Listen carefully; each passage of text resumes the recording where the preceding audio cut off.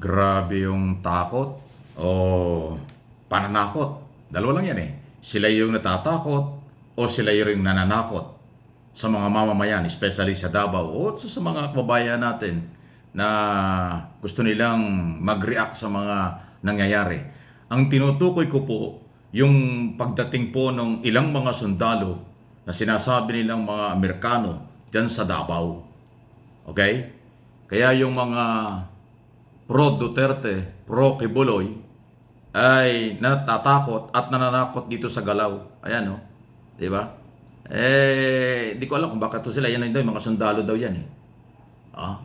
Inaanggulo, ang lalaking tao. Siyempre, mga Amerikano, malalaking tao. Ilan po yan eh.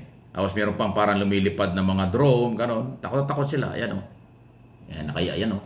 Yan ang grupong yan. Kaya nga sinabi kong natatakot sila o nananakot.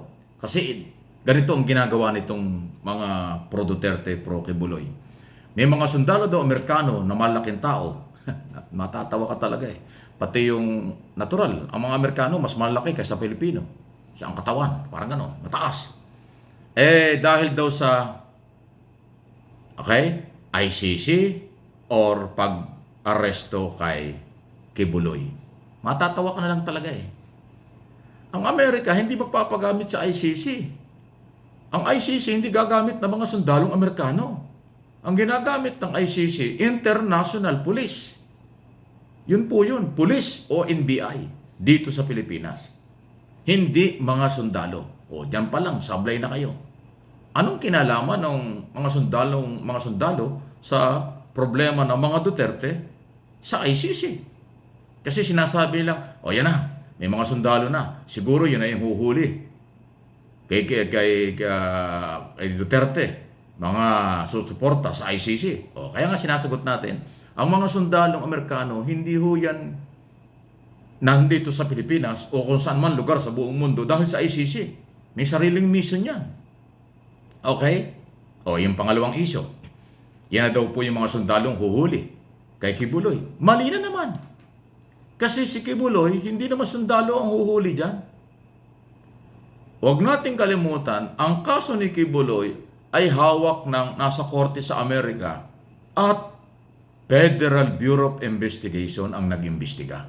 Hindi mga sundalo. Di ba? Mali ka na naman. Mali na naman kayo. Ang nagpapakalat nito SMNI at yung kanilang mga nai-interview at kanilang grupo. Inulit ko, pinapakalat nila nahuhuli daw kay Duterte, huhuli kay Kibuloy kasi mga Amerikanong sundalo na. Wow! Ginugulo kayo, tinatakot kayo, kung hindi kayo alam ang sitwasyon, matatakot talaga kayo. Ako, ang aking paniniwala, opinion at interpretation sa galaw na yan, parte yan ng malalim na relasyon ng Pilipinas sa Amerika sa ilalim ng Mutual Defense Treaty. Dahil ang relasyon ng Pilipinas sa Amerika ay hindi lang ho para sa isyu ng West Philippine Sea. Yung USAID program, napakalaki, million dollars yan every year ang itinutulong sa atin sa iba't ibang mga proyekto. Yung mga pagtitraining, balikatan exercise, hindi lang naman dito sa Luzon yan eh. Diba? Dahil ang nakapaloob sa Enhanced Defense Cooperation Agreement or balikatan exercise ay sa buong Pilipinas.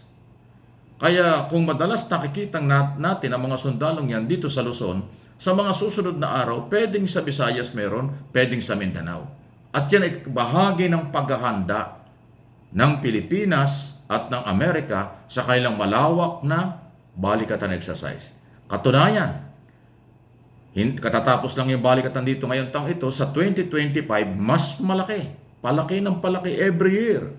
Palawak ng palawak sa Pilipinas na ginagawa ang exercise na ito. Luzon, Visayas, Mindanao. Pangalawa, talagang ang paghahanda, cooperation between Armed Forces of the Philippines at mga sundalong Amerikano at mga opisyal, continuous po yan.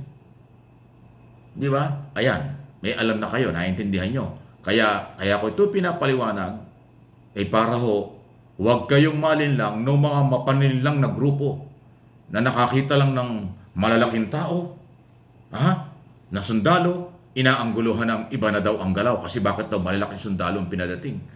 Eh baka yung nagsasabi nito hindi nakakakita ng Amerikano, ngayon lang nakakita ng Amerikano, o baka hindi nakakakita ng Amerika. Punta ka sa Amerika, talagang malaki ang tao ron. 7-footer, 6.5, 6.5, walang maliliit doon, puro malalaki talaga. Eh sundalo pa, kasama sa train yun. O di ba? At yung drone na pinapaikot-ikot, parte yan. Ang Amerika, kahit sa Middle East, kahit saan lugar, may drone talaga. Dahil parte yan ng kanilang mga facilities na pag-monitor sa buong mundo. Kung mayroong problema, kasama ang Pilipinas, dahil tayo ay tinututukan ng Amerika dahil nga ho sa panghihimasok ng People's Republic of China sa West Philippine Sea. So, mahalawakan ng operation monitoring. Hindi naman yan pakikialam.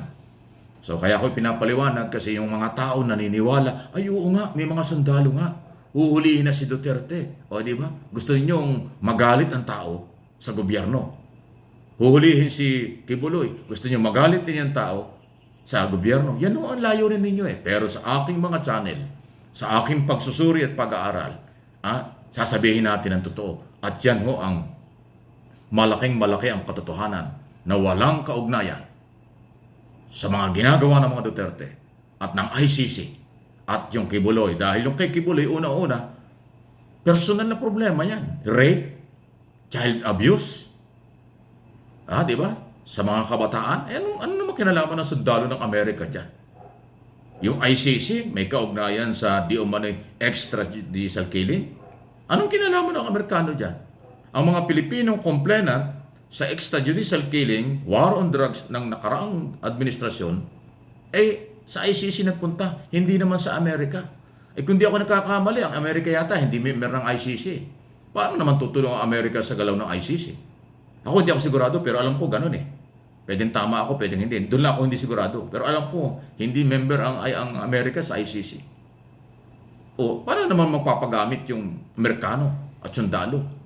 Di ba? Ang layo-layo. Kaya itong mga gumagawa ng ganitong mga balita, pagpapahayag, parte lang yan ho ng kanilang gusto nilang palawakin yung galit ng tao sa gobyerno. Gusto nilang galitin ng tao para magalit kay Pangulong Marcos. Kasi pag napaniwala nila, ang sasabihin ng mga taong naniwala sa kanila, oo nga, bakit nga ito si Pangulong Marcos pinapayagang makialam dito mga sundalong Amerikano?